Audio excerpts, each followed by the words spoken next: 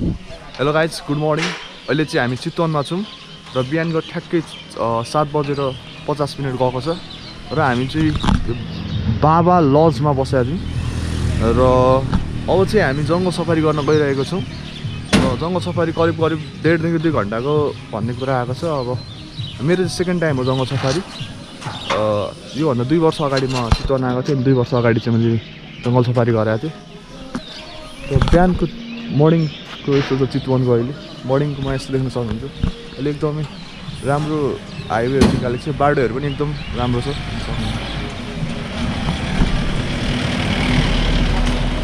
र हाम्रो जङ्गल सफारीको लागि चाहिँ गाडीहरू आइसकेको छ, 2टा गाडी। यहाँ एउटा गाडी छ र अर्को गाडी चाहिँ यहाँनिर छ।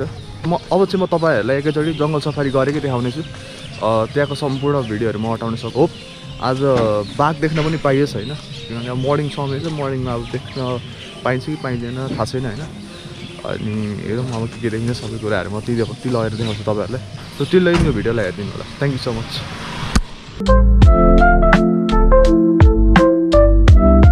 त्यो गाउँले हिँड्ने बाटो हो त्यो जङ्गल। दिउँसो चाहिँ अलिक गाह्रो हुन्छ। बिहान र बेलुका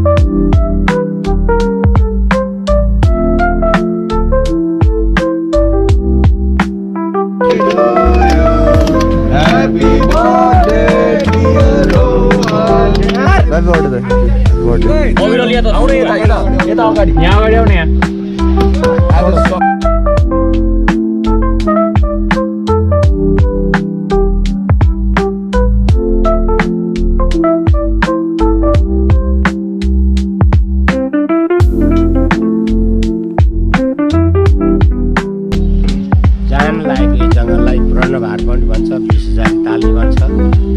पूर्व चितवन र पश्चिम चितवनको बीच भागको चाहिँ जङ्गल हो। हामी आएको ठाउँ चाहिँ पूर्व चितवन, उता जाँदा पश्चिम चितवन बीच भागको जङ्गल। यो जङ्गलले सौराको अगाडि राप्ती नदीमा टच खान्छ।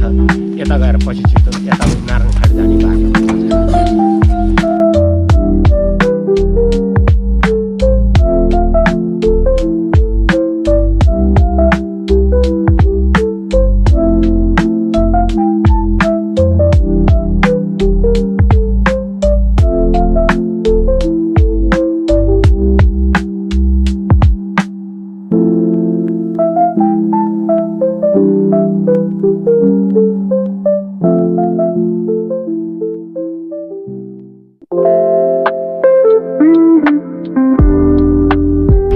हाँसको नाम चाहिँ चकेवा।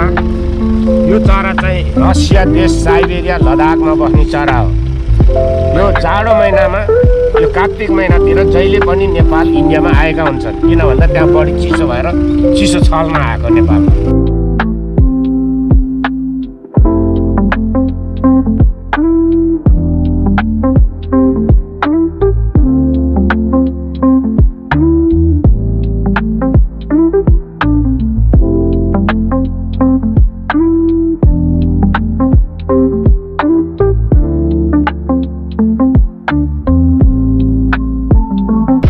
बिहान सम्झेको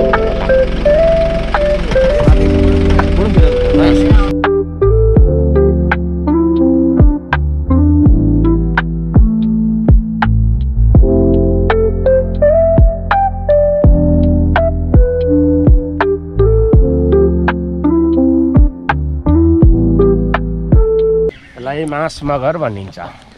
हाम्रो चाहिँ यात्रा यहाँदेखि फेरि फर्किने हो कि होइन? यहाँबाट हामी अझै तल गाउँको छेउसम्म जान्छौँ, देवनगर गाउँ भन्ने ठाउँसम्म। हजुर। त्यहाँ गाडी रोकेर 2-3 मिनट जति हिँड्नुपर्छ। त्यहाँ चाहिँ बाघ, मान्छे खाने बाघ थुनेर राखेको छ, त्यो हेर्ने अनि त्यसपछि यही बाटो फर्किने हो। ए बाघ पनि पहिले चाहिँ राखेको बाघ थुनेर राखेको। पहिले चाहिँ राखेको थिएन है? थिएन पहिला, अहिले पछि राखेको, पछिल्लो समय राखेको त्यो एरिया रेणु दालको एरिया हो। ए हजुर हजुर। र उसले आफ्नो एरियामा पर्यटक भित्रोस् भन्ने उद्देश्यले बाघ राखेको हो। पहिले म आएको थिएँ त्यतिखेर थिएन है? हजुर, पोहोरबाट राखेको हो।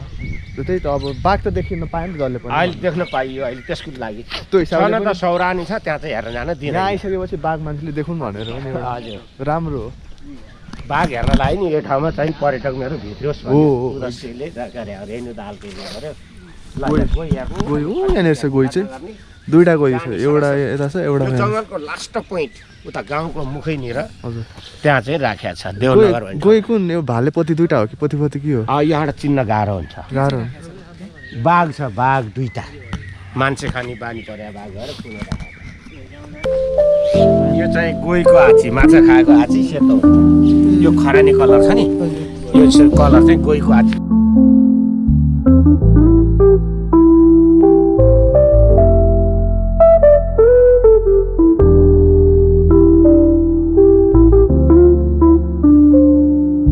यो लेसर एजिटेन्ट स्टोभ त्यसलाई गडुर पनि भन्छ भुँडी भर्ने भन्छ हाडखुर पनि भन्छ यसले माछा भ्याकुता सर्व खान्छ 120 सेन्टिमिटर यो चिललाई चाहिँ क्रास्टेड सर्पेन्ट इगल भन्छ यसले सर्प मारेर खाने इगलहरूमा धेरै प्रकारका हुन्छ